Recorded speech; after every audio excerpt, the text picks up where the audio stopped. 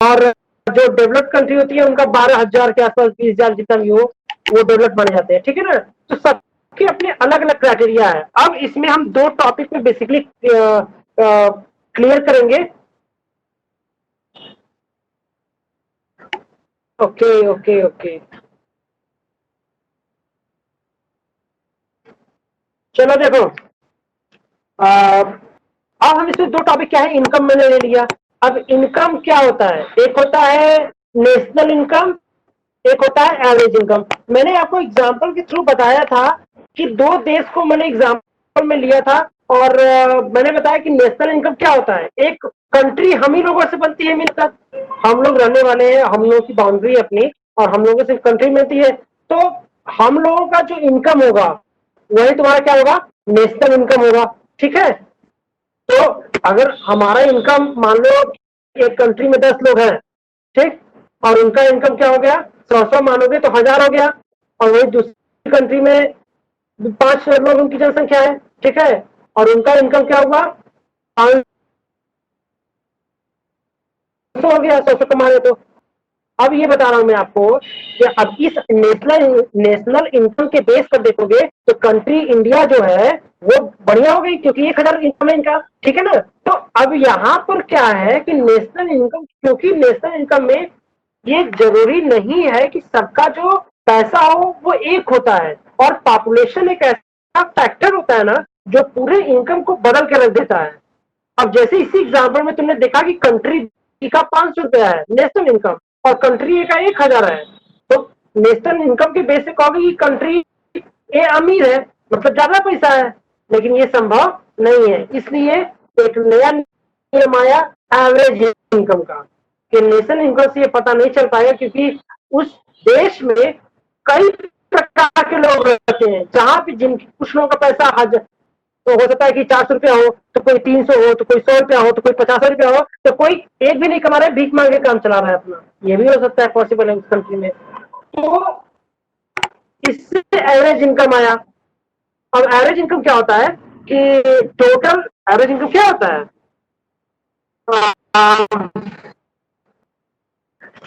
Total income country divided by it's total population, total income of the country. अब देखो कितना country income कर रही है, तो कंट्री ए का इनकम क्या था, 1,000, और डिवाइडेड बाई टोटल पॉपुलेशन, तो काटोगे तो 100 रुपया है ना, 100 में बताया था मैंने आपको। तो इनका एवरेज इनकम हुआ 100 रुपया। ठीक है। अब कंट्री बे का कंपेयर करोगे तो वही 500 रुपया है, और डिवाइडेड बाई 5, क्योंकि उनकी पॉपुलेशन 5 है, तो उनका कितना आया, उनका भी 100 आया। एवरेज इनकम के बेस पे क्या देख रहे हो कि दोनों कंट्री क्या है, बराबर है। तो हम किसी भी देश का अगर कंपेयर करते हैं किसी भी चीज का, उसके अलग अलग पैमाने और अलग अलग चीजें होते हैं। तो मेनली हम इनकम बेस, क्योंकि जो हमारा कौन सा रिपोर्ट आता है, कौन बताता है, वर्ल्ड डेवलपमेंट रिपोर्ट ना, वर्ल्ड बैंक रिपोर्ट भेजती है। ठीक है।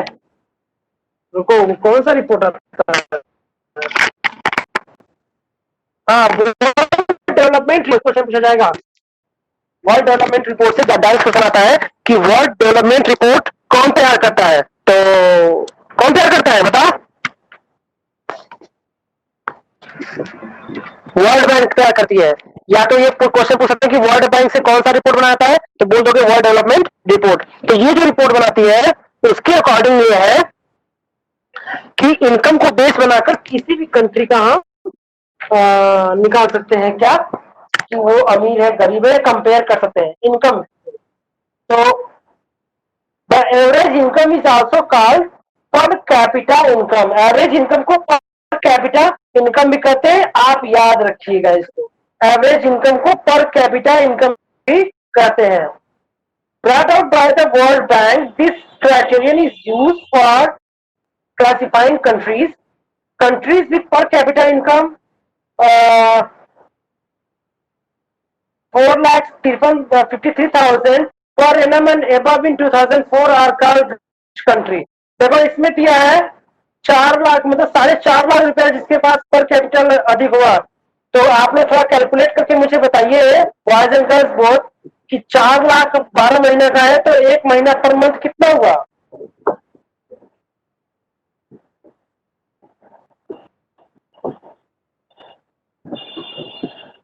लगभग 40,000, लगभग 40,000 से ऊपर आएगा शायद। अपना मैं तो मुझे आता नहीं उतना, अपना देख लेना। तो मतलब ये रिपोर्ट है कि अगर आप पर मंथ 40,000 से ऊपर कमा रहे हैं तो आप क्या है, रिच कंट्री यानी डेवलप्ड कंट्री में आते हैं। ठीक है, ये वर्ल्ड डेवलपमेंट का रिपोर्ट है 2004 का, ये सब याद रखिएगा आप लोग। और एंड दोज विथ पर कैपिटल इनकम 37,000 और लेस आपका low income countries. Low income countries जिनकी की पर एनम क्या होती है पर कैपिटल इनकम 37,000, तो बाहर के 36, यानी कि 3,000 पर मंथ। तो क्या हुआ, ये आपका हो गया लो इनकम कंट्री। और अगर हम बात कर ले इंडिया की, तो इंडिया का परिणाम कितना है, 28,000। रुको रुको रुको रुको, India comes in the category of low income countries because its per capita income in 2004 was just 28,000 per annum। ये गलत दिखा रहा है, 28,000 नहीं है यार, ऊपर है, बहुत ऊपर है। ये आप गूगल से सर्च कर लीजिएगा, इसमें गलत दिखा रहा है, किताब में गलत दिखा है। ठीक है, गूगल से डॉलर में चेक करेंगे तो पर एनम मैंने बताया था 1,000 नियर अबाउट, तो डॉलर का दाम कितना है, 70 रुपए, तो 70,000 रुपए होगा पर मंथ। अपना इनकम निकाल लेना। तो यही क्राइटेरिया है, डॉलर में लिखना ज्यादा आसानी है, ये पैसे मत देना। ठीक है ना, तो एवरेज इनकम में क्या है, एवरेज इनकम निकालने के बाद जिस country, rich country, lower income country, India, एक चीज तुम्हें लिख ले, रिच कंट्री मतलब 12,000 या 20,000 के आसपास उनका परिणाम होगा। डॉलर, यूएस डॉलर की बात हो रही है, और लोअर इनकम में 1,000 नियर अबाउट यूएस डॉलर होगा। ठीक है, और इस समय डॉलर का हम जानते हैं 70 रुपए है, 70 में से कुछ होगा, या 71 में से, क्योंकि इस वक्त डाउन हो गया सब कुछ। तो ये सब चीजें क्या है, ये देश के क्या डेवलपमेंट और कंपेयर करके बता रहे हैं हम लोग कि ये डेवलप कंट्री है, ये डेवलप कंट्री नहीं है। हम इनकम से किसी भी देश से कंट्री को क्या कर सकते हैं, कंपेयर कर सकते हैं।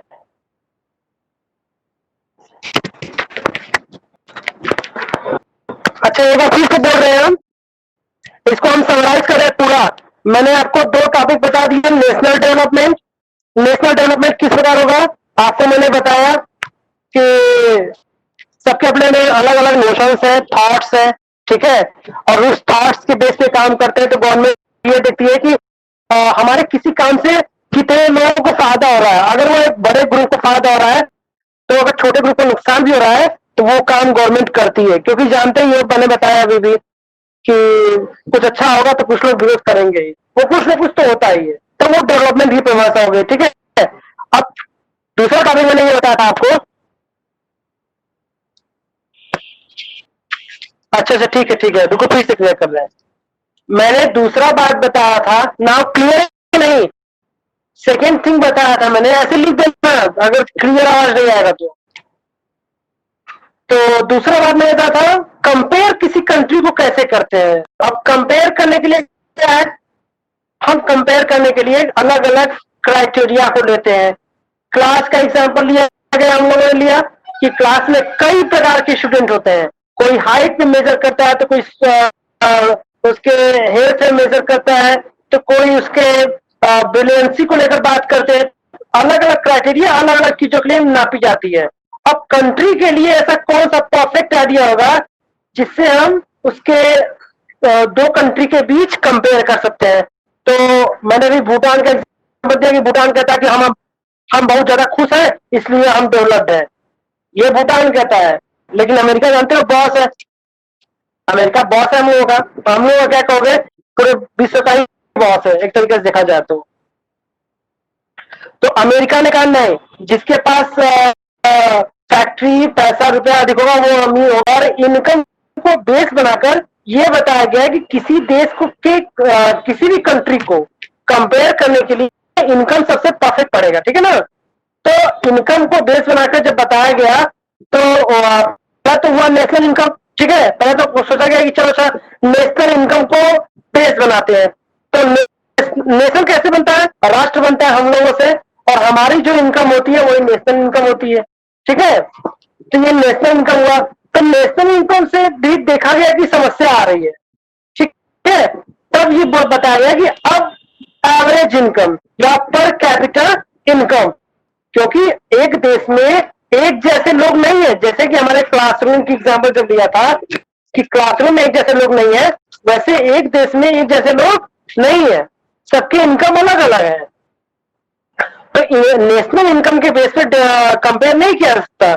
अब उसको कंपेयर करने के लिए पर कैपिटल इनकम या एवरेज इनकम का प्रयोग किया गया, क्योंकि पॉपुलेशन एक ऐसा फैक्टर है जो पूरे इनकम का रूप बदल कर देती है।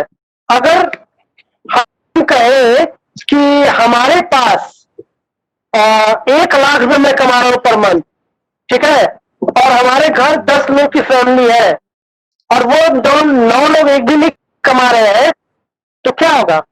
वो सब बेकार हो जाएगा, ठीक है। तो उससे कोई मतलब नहीं होगा, हमारा सारा एवरेज खत्म। निकालो कितना आएगा? 10 टाइम से 10,000 आएगा। और कोई 5,000 मतलब 5 फैमिली के लोग हैं, ठीक है, और उनकी सैलरी 1 लाख नहीं है, लेकिन उनकी सैलरी 25,000 भी है, तभी वो हमसे एवरेज में अधिक चले जाएंगे। तो एवरेज सबसे परफेक्ट मानी जाती है। तो एवरेज इनकम क्या होता है कि total income upon total population. जब ये काटोगे तो आएगा एवरेज या पर capital income.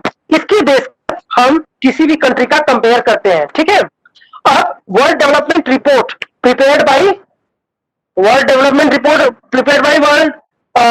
Bank, world bank report में पेश करता है और उसमें बताते हैं कि जिसका एक जो रिच कंट्री होती है उनका जो इनकम होता है वो 18,000 यूएस डॉलर पर एनम पर व्यक्ति आय की बात कर रहे हैं हम लगातार, ठीक है। 18,000 या 20,000 मान लो, तो वो क्या है? रिच कंट्री है। और जिनका जो 1,000 यूएस डॉलर है पर एनम वो लोअर इनकम कंट्री है।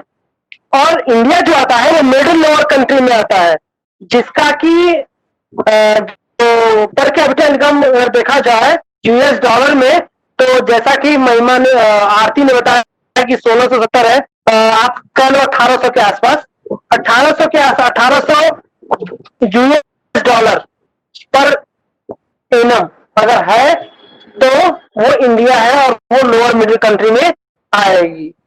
तो ये पूरा का पूरा क्या हुआ? ये इनकम से हम किसी भी देश को क्या कर सकते हैं? कंपेयर कर सकते हैं, ठीक है। तो ये पूरा आज का टॉपिक था। आज का ये पूरा टॉपिक था how we can compare two countries, ठीक है ना। आज की टॉपिक यही खत्म करते हैं, फिर आगे देखते हैं, ठीक है।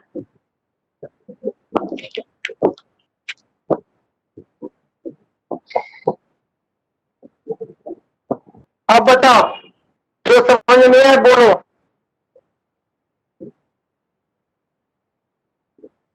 अटेंडेंस भी आपका हो गया है। चलो अब अगले क्लास में मिलते हैं। जय हिंद।